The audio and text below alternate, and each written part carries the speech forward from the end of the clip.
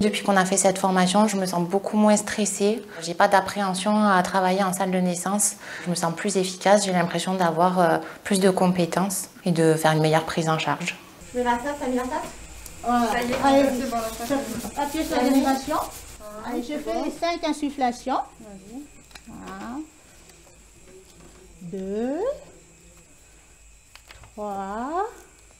À l'origine de cette action de formation, le docteur Borm et Julia Loubet ont toujours pratiqué en fait auprès de l'équipe cette action de formation, mais de façon artisanale.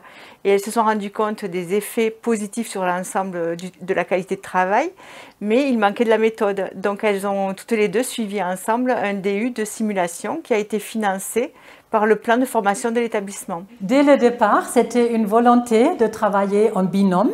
Nous nous sommes formés à la simulation en santé ensemble. Nous avons reçu notre DU fin 2016 et à partir de 2017, nous avons développé des séances de simulation. Bon. Est-ce qu'il y a des sécrétions à aspirer ou ça va? Alors, il se laisse faire, mais toujours des signes de lutte. Il y a une D'accord. ventilation spontanée, mais des signes de lutte. Bon, ben j'arrête. 1 minute 50.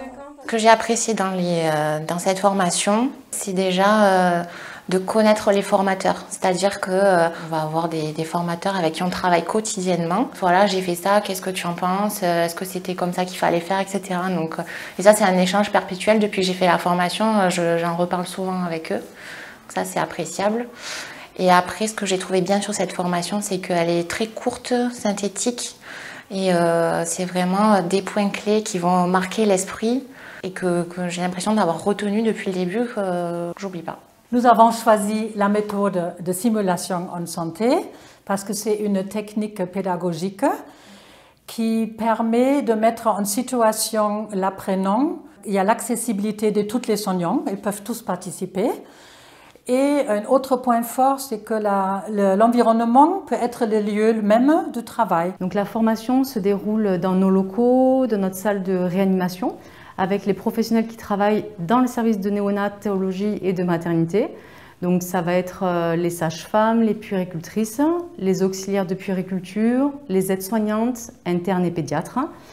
Donc cette formation se déroule sur une journée entière. La matinée est consacrée aux apports théoriques, basés sur des recommandations européennes pour la réanimation du nouveau-né en salle de naissance. Toujours dans la matinée, les professionnels participent en fait à des ateliers pratiques pour s'entraîner aux gestes techniques. Et l'après-midi se déroulent les scénarios avec une équipe pluridisciplinaire où chacun joue son rôle. On a fait le choix de situations que l'on est amené à rencontrer et qui peuvent nous mettre en difficulté. Donc toujours avoir dans le but de s'entraîner et d'être vraiment dans la situation le plus proche de la réalité. En fait, quand on se retrouve dans la situation, on n'a pas besoin de réfléchir et les gestes se font automatiquement et c'est plus simple. Vu l'intérêt de cette formation dans le cadre de l'urgence, il nous a semblé judicieux de le proposer en fait comme validation du dispositif qu'on appelle DPC. Au quotidien, on observe une amélioration de nos pratiques, une harmonisation de nos pratiques avec une application rigoureuse de l'algorithme de réanimation du nouveau-né.